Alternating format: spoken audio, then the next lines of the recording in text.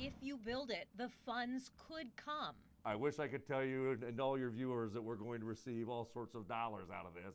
To our knowledge so far, there are no dollars attached to it. For now, though, the schools and organizations teaming up to redesign school transportation are focused on what could be rather than what is now. First and foremost, this is an opportunity to think differently. How can we do that together to pool our funds to make that possible for all students? The Career Academy Network, School City of Mishawaka, the Boys and Girls Club, and Transpo. Their way to partner to try to help get kids from A to B, especially now that we're trying to get kids more career paths and more opportunities in the community. Are planning to investigate how to combine existing transportation fleets with public transit resources to maximize efficiency and reach more students. The problem, while some families are able to rely on school buses to get their children to school and home, not every school district offers busing. Plus, finding transportation for after-school care, work-based learning, and some extracurriculars can be difficult. It can seem insurmountable for parents. And parents want the best for their students, and they want their students to be able to have these opportunities. For example, neither Career Academy nor Mishawaka Schools has a fleet of school buses. And while the Boys and Girls Club fills in the gap for child care and workforce development, it doesn't have the ability to bus kids throughout the region. That means and it's hard to get the transportation to get them there. So there's a number of kids missing out. But that could change with this pilot. The whole idea is that each school and organization involved puts all their chips on the table, and with those pooled resources, they'll look at how to reach more students and families. So here's what they have. First of all, Transpo. Many schools in the region already partner with Transpo. In fact, Transpo partner school ridership totals for last school year was more than 160,000.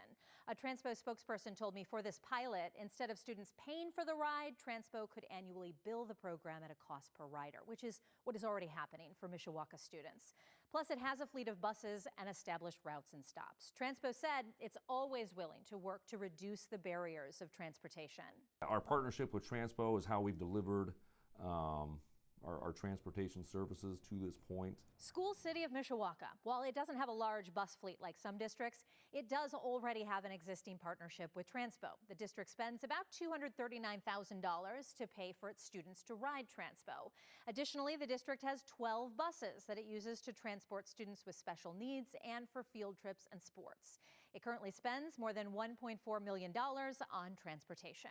Yeah, so we have 5 buses, 5 big yellow buses. We call them yellow Greyhounds, and we have 5 drivers. We have 2 minibuses, and then we have a 12-passenger transit van that will bring that to the table. That's the superintendent for Career Academy Network. Right now, the public charter uses its buses to transport its students among its 5 locations.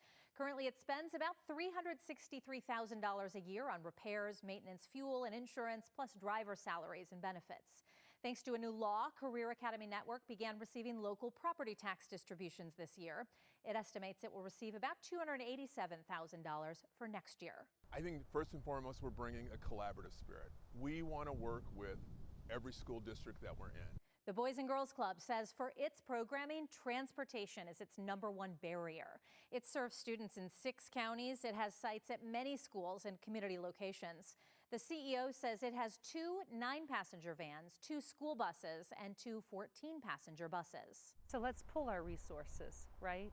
Because at the end of the day, we want this, everybody wants the same thing. We want our students to be able to get to school on time every day and be able to be involved in clubs and athletics and work-based learning, internships, whatever opportunity, lies at their feet. And that's the spirit of this coalition, getting students to all those opportunities and ultimately putting them on the road to a brighter future.